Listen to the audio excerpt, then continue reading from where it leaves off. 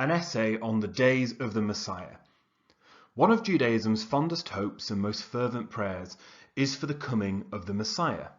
The Messianic age is humankind's ultimate goal and reward, the time when there will be eternal reward for everyone who has ever lived, and when all the ills and evils that beset the world will be gone, replaced by complete peace and perfection. Judaism yearns for the Messiah who will bring both personal and communal reward, whose coming will touch and affect individual Jews, the whole of the Jewish people, and all of humankind. Judaism's quest for the Messiah is deeply rooted in Jewish history, shaped and affected by the religious and political conditions in which Jews lived. Personal reward. The Hebrew Bible is concerned with how people live here on this earth, how obeying God's law and observing the mitzvot enhances and enriches earthly existence. The Bible teaches that reward and punishment are to be meted out here on earth in this lifetime. The Bible does not discuss the concept of obeying God's law here on earth for the sake of receiving a reward after death. It contains no concept of afterlife, no mention of a heaven or hell where reward or punishment might be granted. Heaven in the Bible is simply the place where God dwells, as contrasted to earth, the place where humankind dwells. Without in any way describing it, the Bible mentions a place called Sheol, a nebulous netherworld where souls descend after earthly existence. The biblical implication, undefined and unexplained, is that the soul has an eternal life.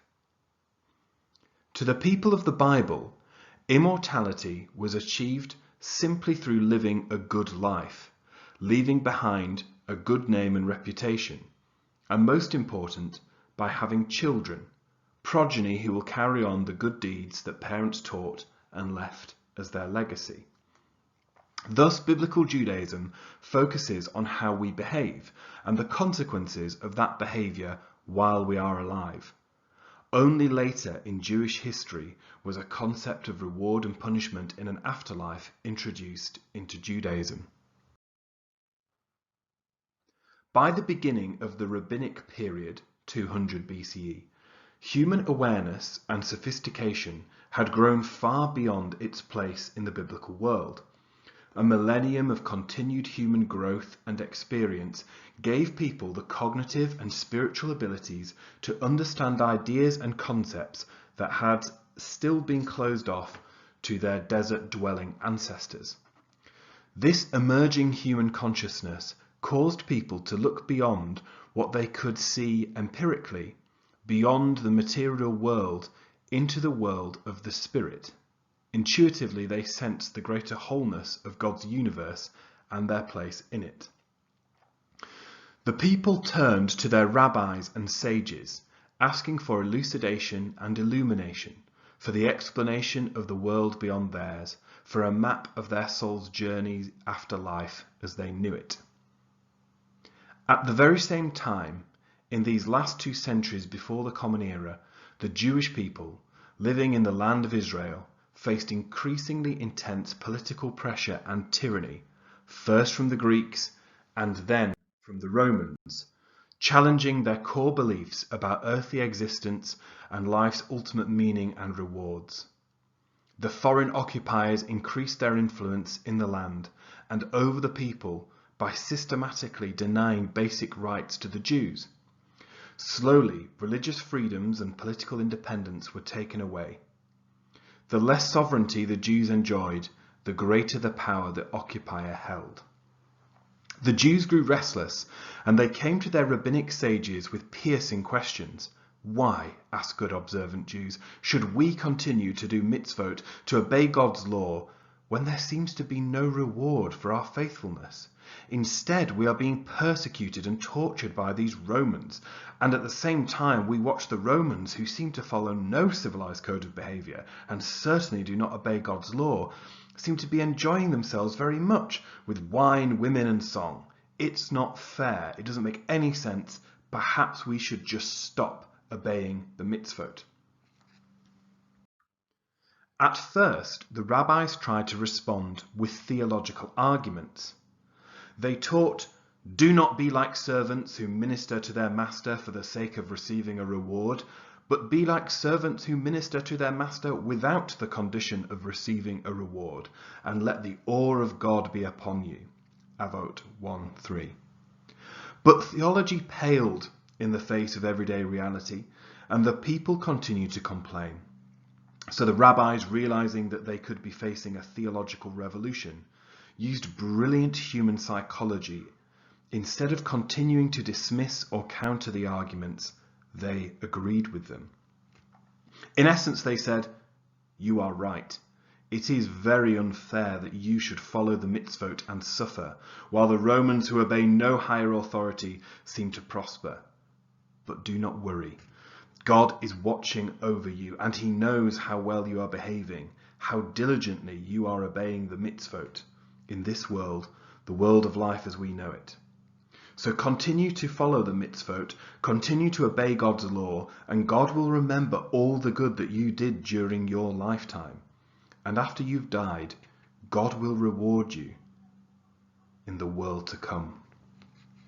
In one masterstroke, the rabbis responded to their people's newfound longing to know their fate and destiny after death, and at the same time quelled the theological rebellion they were facing. The rabbis introduced a totally new concept into Judaism: the idea of a world to come, an afterlife, where God metes out reward or punishment for earthly behavior. The rabbis and the Jewish teachers of the time, including eventually a traveling preacher from the Galilee named Jesus, immediately took up this new concept and began teaching it as mainline Jewish thought. It began to take hold and be accepted by the people, and presumably satisfied their needs to be rewarded by God for their faithful behavior, even if the reward would not come until after they had died.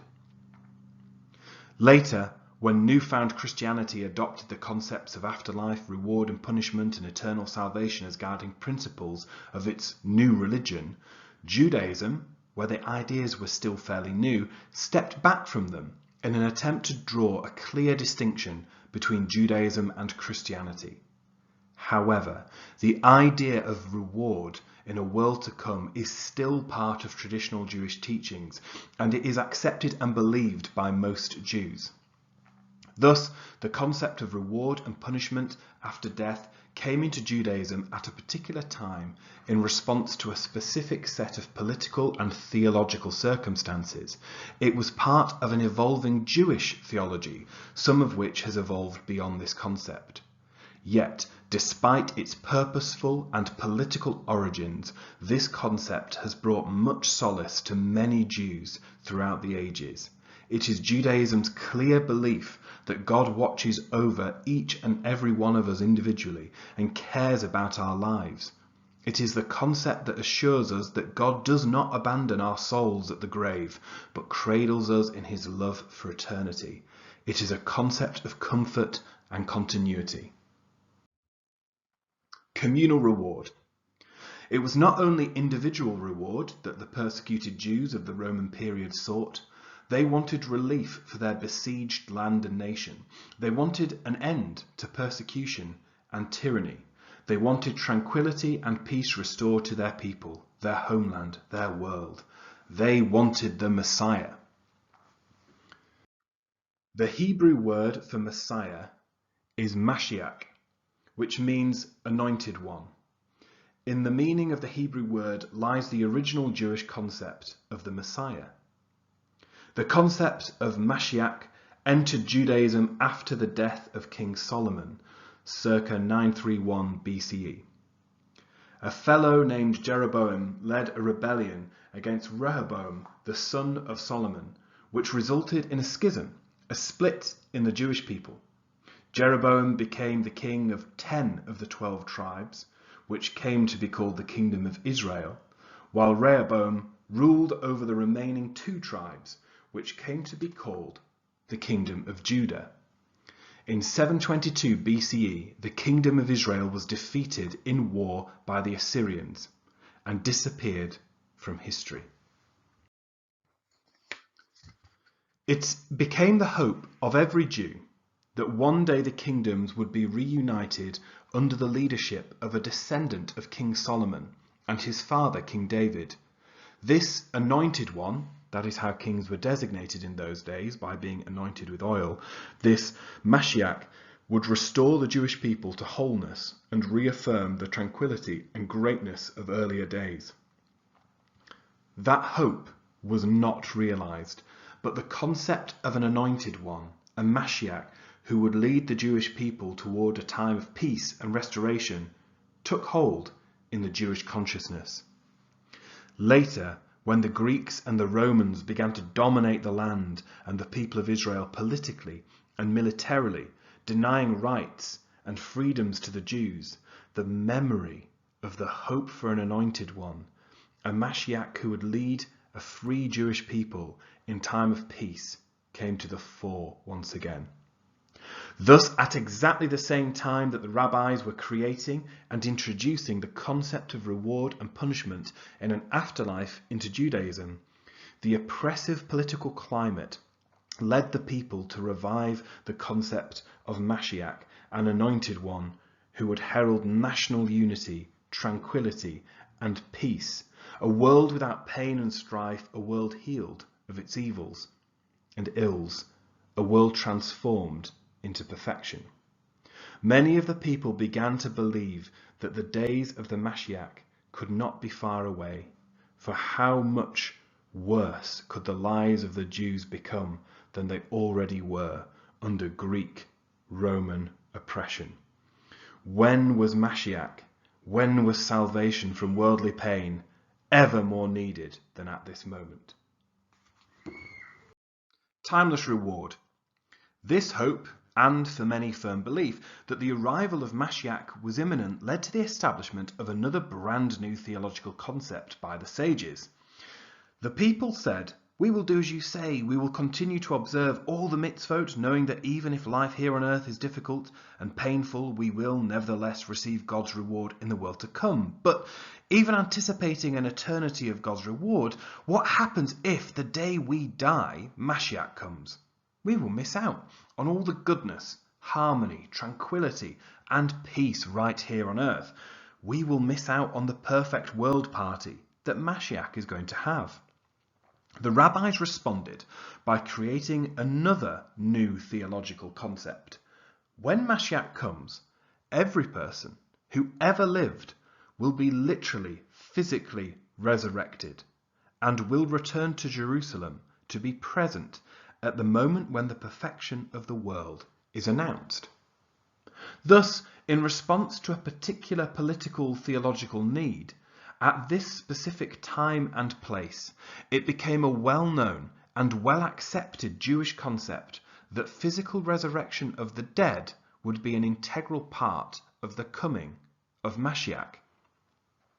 It is no accident, then, that at the very heart of newly forming Christianity was the belief that Jesus, as Messiah, had physically risen from the dead.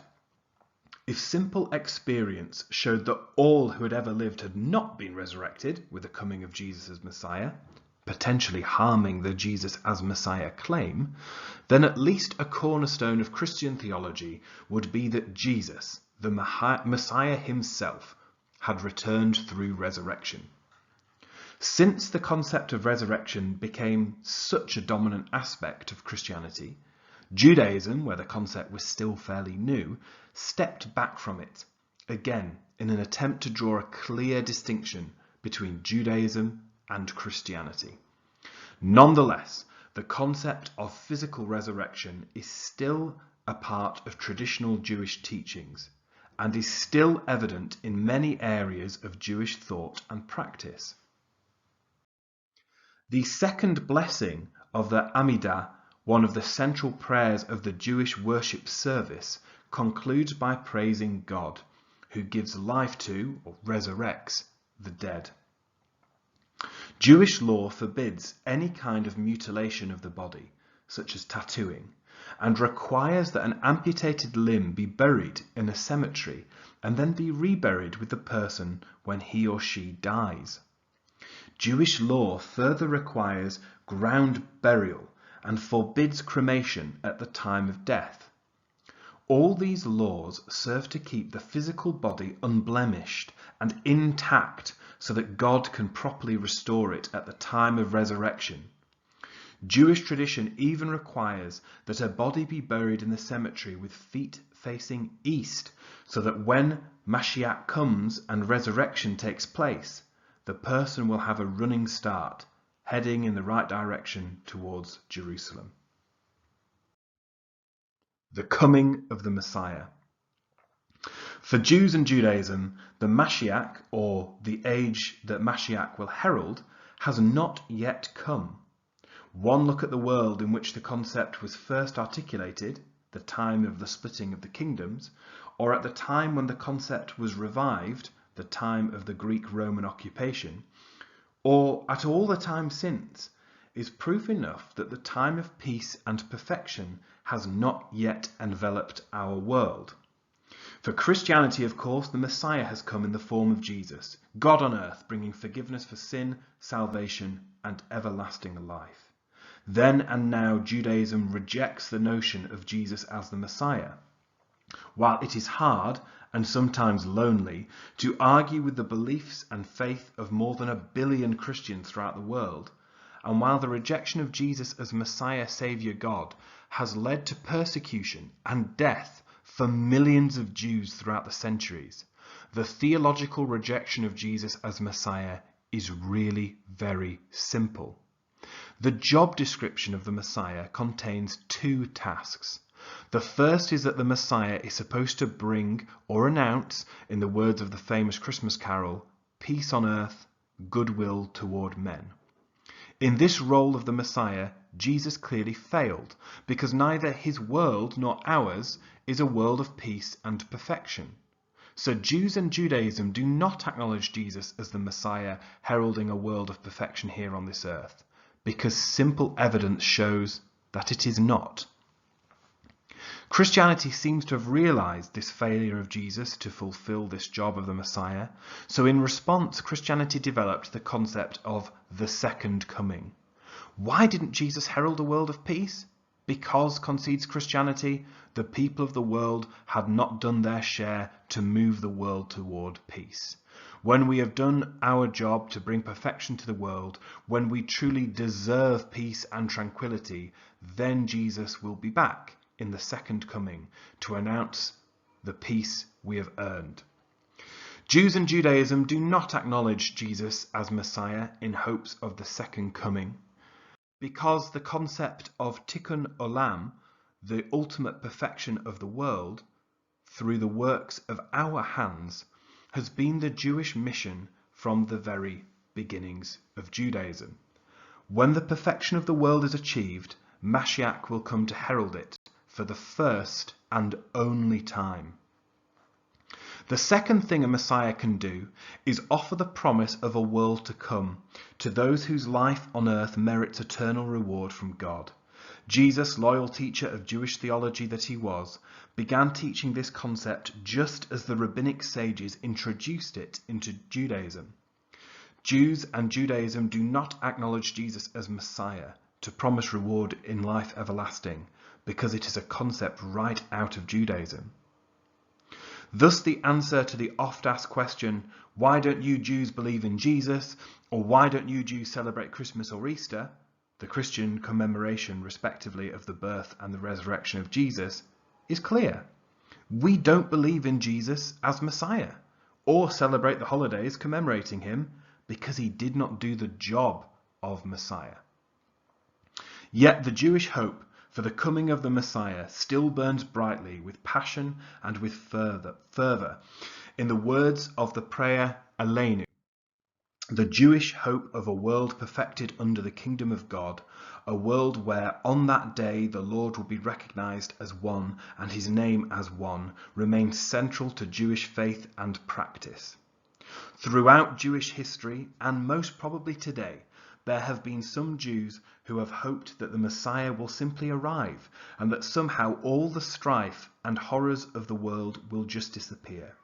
But most accept the idea that Judaism calls us not to wait passively, but to work actively to bring Mashiach.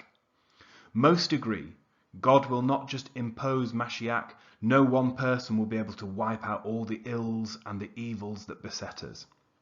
Instead, Mashiach, be it one individual or an era, will come when we human beings have done what it takes to bring healing, transformation, and perfection to our world. We don't sit and wait, we go out and act, for by the works of our hands we bring glory.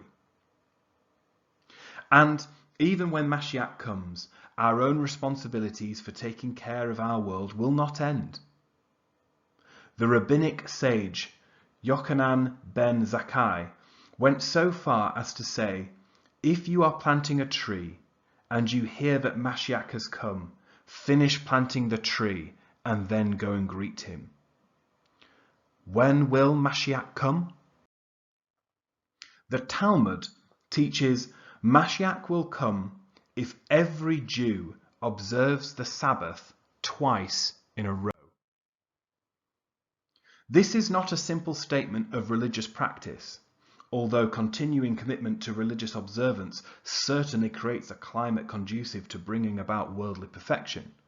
Rather, this is a statement that proves how very much human behavior affects and determines the path toward worldly perfection. For Shabbat is considered to be a foretaste of the world to come, a weekly model example of harmony, tranquility, and peace that reflects for a short 24 hours what eternity in a perfect world would be. Thus, if every Jew tastes worldly perfection 2 weeks in a row, and presumably in the days in between, for how could that glorious a feeling be shattered, then Mashiach will come. When will Mashiach come? When we are ready. The Talmud says that Rabbi Joshua ben Levi found Elijah the prophet, who, according to tradition, will be the one to announce the coming of Mashiach and will formally lead him into the gates of Jerusalem, sitting, disguised as a beggar, at the gates of Rome. He asked, "When will you come to proclaim the Messiah?" Elijah replied, "Today, if you will only hear his voice." Perhaps Mashiach will not come in our lifetime, but perhaps he or she will. How do we bring Mashiach? Each one of us must do his or her small part, creating, exploring, growing, participating, producing, repairing, healing, giving, caring, sharing, loving, transforming, because each act, each word, each moment brings us closer to a world of perfection, closer to Mashiach. Ultimately, Mashiach is in each and every one of us, in you, in me.